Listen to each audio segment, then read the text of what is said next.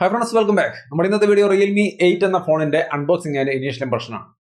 Realme 8 series ചെയ്യുന്ന Redmi Note series ചെയ്യാത്ത എന്ന് ചില സുഹൃത്തുക്കൾ ചോദിക്കുന്നുണ്ട്. നോട്ട് സീരീസ് വരുന്നേ ഉള്ളൂ. ഞാനിതൊന്നും പർച്ചേസ് ചെയ്യുന്ന എല്ലാ കമ്പനികൾ അയച്ചു തരുന്നതാണ്. നോട്ട് സീരീസ് അയച്ചിട്ടേ ഉള്ളൂ. അതുകൊണ്ട് എത്തിക്കഴിയുമ്പോൾ നമ്മൾ തീർച്ചയായിട്ടും അതും ചെയ്യും. സോ എല്ലാ ബ്രാൻഡുകളും ഉൾപ്പെടുന്ന സാംസങ്ങും എല്ലാവരും തന്നെ നമ്മൾ അൺബോക്സ് ചെയ്ത് ഇനീഷ്യൽ ഇംപ്രഷൻ എല്ലാ സംഭവങ്ങളും കോമൺ ആയിട്ട് തന്നെയാണ് ചെയ്യുന്നത്. റിയൽമിയോട് പ്രത്യേകിച്ച് ഒരു താല്പര്യം ഉണ്ടായിട്ട് ചെയ്യുന്നതല്ല. ആദ്യം അതാണ് വന്നിരിക്കുന്നത്. എന്തായാലും Realme 8ന്റെ ഒരു അൺബോക്സിംഗ് ആൻഡ് ഇനീഷ്യൽ ഇംപ്രഷനാണ്. നേരെ വീഡിയോ.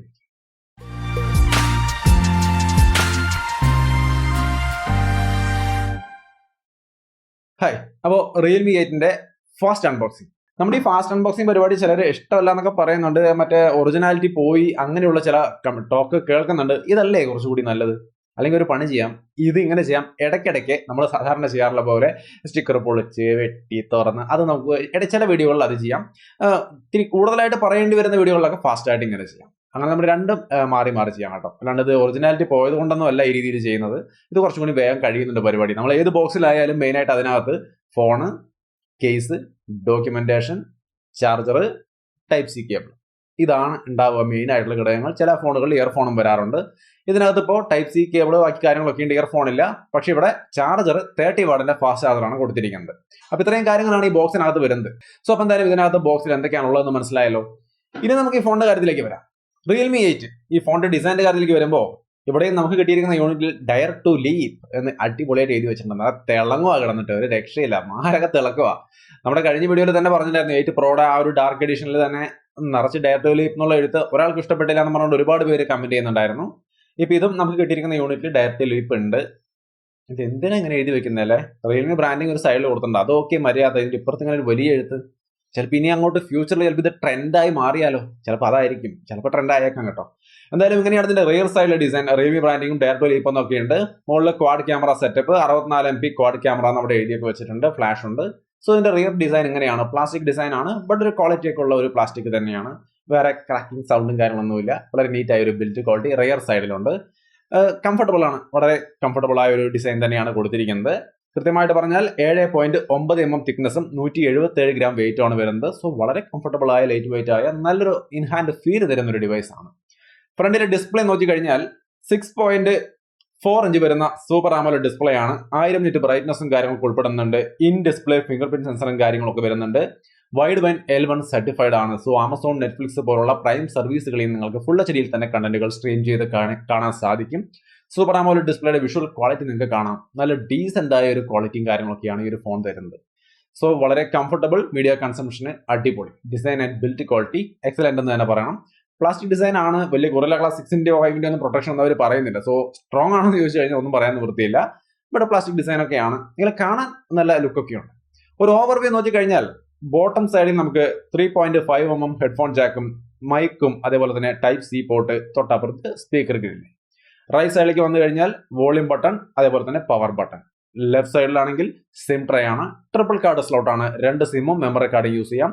ടോപ്പ് സൈഡിൽ നമുക്ക് നോയ്സ് ക്യാൻസലിംഗ് മൈക്രോഫോൺ മാത്രമാണ് കാണാൻ സാധിക്കുന്നത്. ഫ്രണ്ടിലാണ് പഞ്ച് ഹോൾ ക്യാമറ സെറ്റപ്പ് ഉൾപ്പെടുത്തിയിരിക്കുന്നത്. സോ അതാണ് ഇതിന്റെ ഒരു ഓവർവ്യൂവും ഒരു ഡിസൈനും ഡിസ്പ്ലേയും കാര്യങ്ങളൊക്കെ പറയുകയാണെങ്കിൽ അങ്ങനെയൊക്കെയാണ് കാര്യങ്ങൾ. എല്ലാം തന്നെ ഒരു എക്സലന്റ് സെറ്റപ്പ് ആണ്. ഇനി നമുക്ക് ഇതിന്റെ 1-2 പ്രധാന ഘടകങ്ങൾ. സാർ വാല്യൂ നോക്കി കഴിഞ്ഞാൽ 1.124 ആണ് head sir value. Body sir value നോക്കിയാൽ 0.694 ആണ്. ഇൻ ഡിസ്പ്ലേ ഫിംഗർ പ്രിന്റ് സെൻസറിന്റെ ഒരു പെർഫോമൻസും കാര്യങ്ങളും നമുക്കൊന്ന് ജസ്റ്റ് ചെക്ക് ചെയ്ത് നോക്കാം. ഫേസ് അൺലോക്ക് പോലുള്ള കാര്യങ്ങളുടെ പ്രവർത്തനം നിങ്ങൾക്ക് ഇവിടെ കാണാം. വളരെ ഫാസ്റ്റ് ആണ്. സോ ഈ മേഖലകളിലൊന്നും, സെക്യൂരിറ്റി സംവിധാനങ്ങളുടെ മേഖലകളിലൊന്നും യാതൊരുവിധ ഇഷ്യൂസും ഇല്ല. വളരെ ഫാസ്റ്റ് ആൻഡ് സ്മൂത്ത് ആയിട്ട് അത് വർക്ക് ചെയ്യുന്നുണ്ട്. ഇനി ഇതിന്റെ പെർഫോമൻസ് ഡിപ്പാർട്ട്മെന്റിലേക്ക് വന്നു കഴിഞ്ഞാൽ നമ്മളിപ്പോൾ ഒരുപാട് ഫോണുകൾ മുമ്പ് കണ്ടു കഴിഞ്ഞതാണ്. 15000 രൂപ റേഞ്ചിൽ മീഡിയ ടെക്കിന്റെ G95 പ്രോസസർ. ഇവിടെ നമുക്ക് G95 എന്ന് പറയുന്ന കിട്ടുന്ന ഒരു പ്രോസസർ തന്നെയാണ്. നല്ല പ്രോസസറാണ്, മോശമൊന്നുമല്ല. അപ്പോൾ ആ ഒരു പ്രോസസറാണ് ഇതിനകത്ത് വെച്ചിരിക്കുന്നത്. LPDDR4X റാമും UFS 2.1 സ്റ്റോറേജും കാര്യങ്ങളൊക്കെ ഉൾപ്പെടുന്നുണ്ട്. ഓവറോൾ ഗുഡ് പെർഫോമൻസ് സെറ്റപ്പ് ആണ് വരുന്നത്. Realme UI 2.0, Android 11 തുടങ്ങിയ സംവിധാനങ്ങളുണ്ട്. 4GB റാം 128GB സ്റ്റോറേജ് ഉണ്ട്. 6GB റാം 128GB സ്റ്റോറേജ് ഉണ്ട്. 8GB റാം 128GB സ്റ്റോറേജ് ഉണ്ട്. 15000, 16000, 17000 ആ പ്രൈസിലാണ് ഈ 3 വേരിയന്റുകളും വരുന്നത്. ഞാൻ ഈ പറഞ്ഞ പോലെ റാമും സ്റ്റോറേജ് ഒക്കെ ഉണ്ട്. LPDDR4X ഉണ്ട്. UFS 2.1 സ്റ്റോറേജ് ഉണ്ട്. ട്രിപ്പിൾ കാർഡ് സ്ലോട്ട് ഉണ്ട്. സോ മെമ്മറി ഒരു ഇഷ്യൂ ആയിട്ട് വരാൻ വഴിയില്ല. OTG സപ്പോർട്ട് ചെയ്യും. സോ നിങ്ങൾക്ക് വേണമെങ്കിൽ എക്സ്റ്റേണൽ പെൻ ഡ്രൈവോ ഹാർഡ് ഡ്രൈവോ എന്തെങ്കിലും കണക്ട് ചെയ്യണമെങ്കിൽ അതിനുള്ള സംവിധാനം ഒക്കെ ഇതിനകത്ത് വരുന്നുണ്ട്. സോ പെർഫോമൻസ് ഡിപ്പാർട്ട്മെന്റിൽ നോക്കിയാൽ നോർമലി കാണേണ്ടുന്ന എല്ലാവിധ സംഭവങ്ങളുണ്ട്. ലേറ്റസ്റ്റ് ആൻഡ്രോയിഡ് 11 അടക്കമുള്ള സംവിധാനങ്ങൾ. ഇനി 4GB റാം ആയാലും 6GB റാം ആയാലും എല്ലാത്തിനും 128GB സ്റ്റോറേജ് ആണ് ഇൻബിൽറ്റ് ആയിട്ട് കൊടുത്തിരിക്കുന്നത്. ആ 128GBയിൽ 110GB ആയിരിക്കും യൂസർക്ക് അവൈലബിൾ ആയിരിക്കുക. ബാക്കിയുള്ളത് സിസ്റ്റം റിസോഴ്സ് യൂസ് ചെയ്യുകയായിരിക്കും ചെയ്യുന്നത്. സോ ഓവറോൾ ഇങ്ങനെയാണ് ഇതിന്റെ പെർഫോമൻസ്, സ്റ്റോറേജും കാര്യങ്ങളും ഒക്കെ. ഓവറോൾ ഒരു ഡീസന്റ്, ആ ഒരു പ്രൈസിൽ തീർച്ചയായിട്ടും ഡീസന്റ് ആയ ഒരു സെറ്റപ്പ് ആണ്. ഇനി ഇതിന്റെ ക്യാമറയിലേക്ക് വന്നു കഴിഞ്ഞാൽ ക്വാഡ് ക്യാമറ സെറ്റപ്പ് ആണ്. മെയിൻ ക്യാമറ 64 മെഗാ പിക്സൽ തന്നെയാണ്. നമുക്കിതിന്റെ ഫ്രണ്ട് ക്യാമറ 16 മെഗാ പിക്സൽ ആണ്. ബാക്കിയുള്ള ക്യാമറകൾ യൂഷ്വലി കാണുന്ന പോലെ തന്നെ 8 mega pixel wide angle, 2 mega pixel macro, 2 mega pixel depth, അങ്ങനെയുള്ള കാര്യങ്ങളൊക്കെ തന്നെയാണ്. എന്തായാലും നമുക്ക് കുറച്ച് സാമ്പിളുകളൊക്കെ ഒന്ന് കണ്ടു നോക്കാം. മെയിൻ ക്യാമറ ഇമേജുകളാണ് കാണുന്നത്. ഓവറോൾ ഡീസന്റ് ക്വാളിറ്റി തന്നെയാണ്. നല്ലൊരു ഇമേജും കാര്യങ്ങളൊക്കെയാണ് നമുക്ക് ഇതിന്റെ എല്ലാ സെക്ഷനിലും കിട്ടുന്നത്. സോ ഇമേജ് ക്വാളിറ്റി വൈസ് ഞാൻ എന്തായാലും ഒരു ഡേ ലൈറ്റിലെ ഇമേജ് ക്വാളിറ്റിയും കാര്യങ്ങളൊക്കെ നോക്കുമ്പോൾ തീർച്ചയായിട്ടും നല്ലൊരു സെറ്റപ്പ് ആയിട്ടാണ് തോന്നുന്നത്. ഒരു തരത്തിലുള്ള ഇഷ്യൂസും മെയിൻ ക്യാമറ ഇമേജുകൾക്ക് പറയാനില്ല. നിങ്ങളുടെ അഭിപ്രായത്തിൽ എങ്ങനെയുണ്ട് ഇത് കാണാൻ? ഒരു 15,000 രൂപ റേഞ്ചിലെ ഫോൺ, ഈ ഒരു ഫോണിന് ഈ ഒരു ക്യാമറ ക്വാളിറ്റി മതിയോ? മെയിൻ ക്യാമറ ഡേ ലൈറ്റിലെ ക്വാളിറ്റി ഇത് മതിയോ എന്നുള്ളത് നന്നായിട്ട് കണ്ട് മനസ്സിലാക്കുക. ഞാൻ നല്ലതാണെന്ന് പറയുന്നത് വിഷയമല്ല, നിങ്ങൾ കണ്ട് മനസ്സിലാക്കുക. സെൽഫി ക്യാമറ ഇമേജുകളാണ് കാണുന്നത്. ഓവറോൾ ഗുഡ് ക്വാളിറ്റി തന്നെയാണ്. ഈ ഒരു പ്രൈസ് സെഗ്മെന്റിൽ ഇത് എങ്ങനെയുണ്ട് ആലോചിച്ച് നോക്കുക. നിങ്ങൾക്ക് മുൻപത്തെ ക്യാമറകളൊക്കെ കണ്ട് പരിചയമുള്ളവരാണെങ്കിൽ തീർച്ചയായിട്ടും ഇത് കമ്പയർ ചെയ്ത് നിങ്ങൾക്ക് ചിന്തിക്കാവുന്നതേ ഉള്ളൂ. ഒരു കുഴപ്പമില്ലാത്ത ഒരു ഡീസന്റ് ആയ ഒരു ക്വാളിറ്റി പെർഫോമൻസ് ആണ് ഇതിന്റെ ക്യാമറ തരുന്നത്. സോ സെൽഫി ക്യാമറ ഇമേജുകളായാലും മോശം എന്ന് പറയുന്ന ഒരു അവസ്ഥയൊന്നുമില്ല. നല്ലൊരു ക്വാളിറ്റി ഇമേജുകൾ തന്നെയാണ് നമുക്ക് കിട്ടുന്നത്. ഒരു ചെറിയ 1-2 വീഡിയോ സാമ്പിൾ കൂടി കാണാം മെയിൻ ക്യാമറയുടെയും selfie ക്യാമറയുടെയും.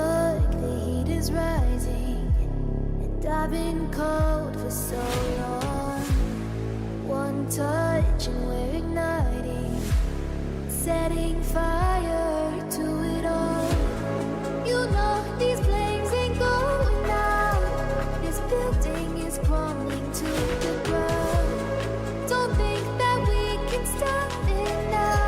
'Cause baby our love is gonna burn down. You know these flames ain't going out. This building is crumbling to the ground.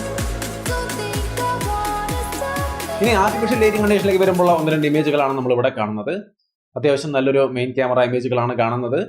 So വലിയ ഇഷ്യൂസ് ഒന്നും പറയാനില്ലേ, അത് നിങ്ങളാണ് ചിന്തിക്കേണ്ടത്. നിങ്ങൾക്ക് 15,000 രൂപ കൊടുത്തെടുക്കുന്ന ഫോണിൽ ഈ ഒരു ക്വാളിറ്റി മതിയോ?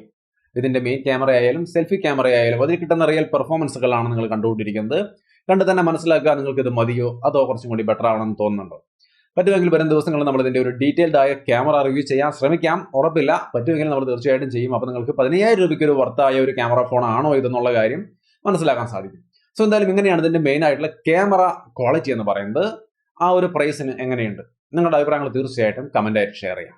ഇനി ഇതിന്റെ ബാറ്ററി കപ്പാസിറ്റി എങ്ങനെയാണെന്ന് നോക്കിയാൽ 5000 mAh ബാറ്ററിയാണ് വരുന്നത്. അതിൽ 30 വാട്ടിന്റെ ഫാസ്റ്റ് ചാർജർ ഉണ്ട്. സോ നമുക്കത് നോക്കാം എങ്ങനെയുണ്ട്, ഇത് നന്നായിട്ട് ലാസ്റ്റ് ചെയ്യുന്നുണ്ടോ, ഫാസ്റ്റ് ചാർജിങ് എങ്ങനെ വർക്ക് ചെയ്യുന്നതൊക്കെ ഞാൻ ഒന്ന് നന്നായി യൂസ് ചെയ്ത് നോക്കിയിട്ട് ഫുൾ റിവ്യൂവിന്റെ അടുത്തേക്ക് വരുമ്പോൾ ഞാൻ കൃത്യമായിട്ട് കാര്യങ്ങൾ പറയാം. സോ എന്തായാലും ഇങ്ങനെയാണ് ഇതിന്റെ പ്രധാനപ്പെട്ട കാര്യങ്ങളൊക്കെ വരുന്നത്. ഇതിന്റെ ക്യാമറയിൽ നമുക്ക് ഡുവൽ വീഡിയോ റെക്കോർഡിംഗ് പോലുള്ള ഫീച്ചറുകളും പിന്നെ ഒട്ടനവധി ചെറിയ ചെറിയ ഫീച്ചേഴ്സ് ഒക്കെ ഇവർ ഉൾപ്പെടുത്തിയിട്ടുണ്ട്. ഫീച്ചർ റിച്ചാണ് റിയൽമി യുഐയും റിയൽമി ക്യാമറയും ഒക്കെ. ഓവറോൾ എന്തായാലും ഈ ഒരു ഫോണിന്റെ ഡിസൈൻ ആയാലും ഡിസ്പ്ലേ ആയാലും പെർഫോമൻസ് ആയാലും ക്യാമറ ആയാലും ബാറ്ററി ആയാലും എല്ലാം തന്നെയും ആ ഒരു പ്രൈസിന് ഒരു പുതിയ അപ്ഗ്രേഡ് എന്ന് പറയാൻ തോന്നുന്നില്ലെങ്കിലും ഓക്കെ, തീർച്ചയായിട്ടും ആ ഒരു പ്രൈസിന് നല്ല ഒരു സെറ്റപ്പ് ആയിട്ട് തന്നെയാണ് എനിക്ക് പേഴ്സണലി തോന്നുന്നത്.